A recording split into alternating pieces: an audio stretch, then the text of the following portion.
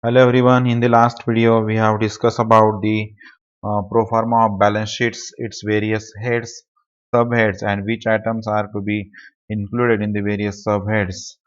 I am Dr. Vasant Boraste from Department of Commerce, KTHM College, Nasik. Today, we are going to discuss about the company final accounts and pro forma of statement of profit and loss in this video. So, let us start the pro forma of profit and loss account statement.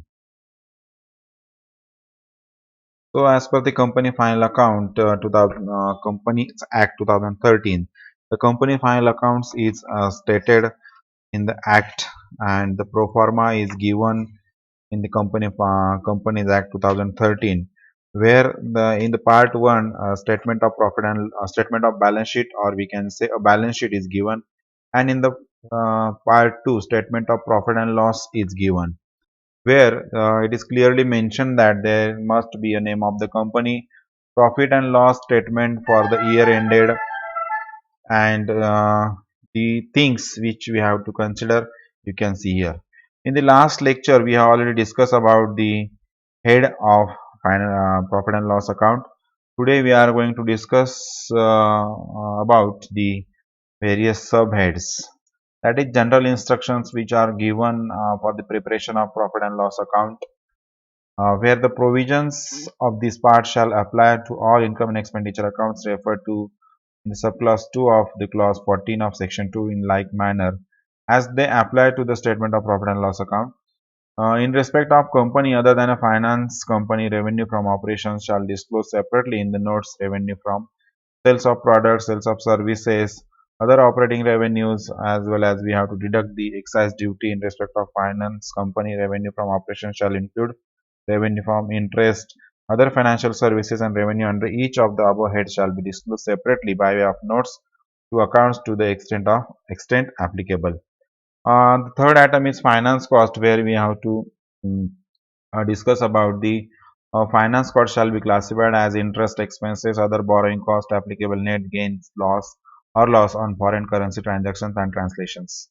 Other incomes are interest income, dividend income, net income or gain or loss on sale of investment or other non-operating incomes, net of expenses directly attributable to such incomes. The additional information is given also in this case, that is, a company shall disclose by way of notes additional information regarding aggregate expenditure and income on the following items. Employee benefit expenses should be there. It may be a salary and wages. It may be a contribution to provident fund of that particular employee.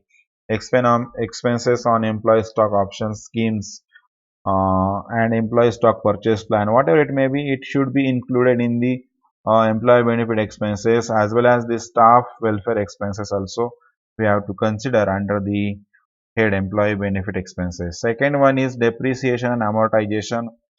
Any items of income or expenditure which exceeds 1% of the revenue from operations or rupees 1 lakh, whichever is higher, it has to be recorded over here.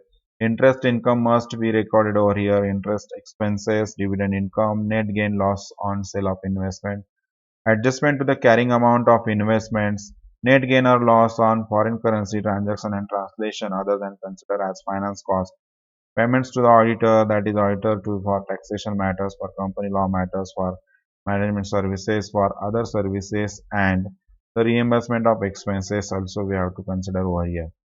In case of companies covered under section 135, amount of expenditure incurred on corporate social responsibilities which we have to record in this section. Detail of items exceptional and extraordinary natures, prior period items, as we have already studied the accounting standard 5, where the profit prior period items should be mentioned over here. In the case of manufacturing companies, raw material under broad heads, goods purchased under broad heads. In case of trading companies, purchase in respect of goods treated in by the company under broad heads. In case of companies rendering or supplying services, gross income derived from services rendered or supplied under broad heads we have to clear over here. In the case of company which falls under more than one of the category that is mentioned in ABC or aggregate ABC above, it shall be sufficient compliance with the requirement requirements here in purchase of sales and consumable of raw materials and the gross income from the services rendered it's shown under the broad heads. As well as in case of other companies, gross income received under the broad heads.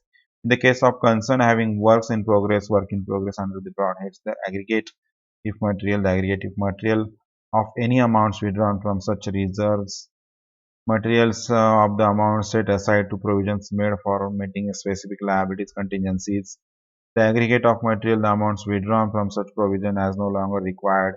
Expenditure incurred in each of the following items separately, that is consumption of stores and spare parts, power and fuel, rent, repairs to building, repairs to machinery, insurance, rent, success, miscellaneous, and dividends from subsidiary company, provisions for loss of subsidiary company. The profit and loss account shall also contain by way of note of the following. Mainly, it is namely as value of imports calculated on CI basis by the company during the financial year in respect of raw material components and spare parts, capital goods, expenditure in foreign currency during the financial year, as well as earning in foreign exchange classifieds, exports of goods calculated on BOF basis, royalty, know-how, other income. So, in this way, the additional information, or we can say the part of profit and loss account, can be discussed over here. So in this way, I have explained the statement of profit and loss account. In the next lecture, we will study about the practical example of which consists of a balance sheet. And in the next lecture, we will discuss about the profit and loss example. Thank you. Thank you very much.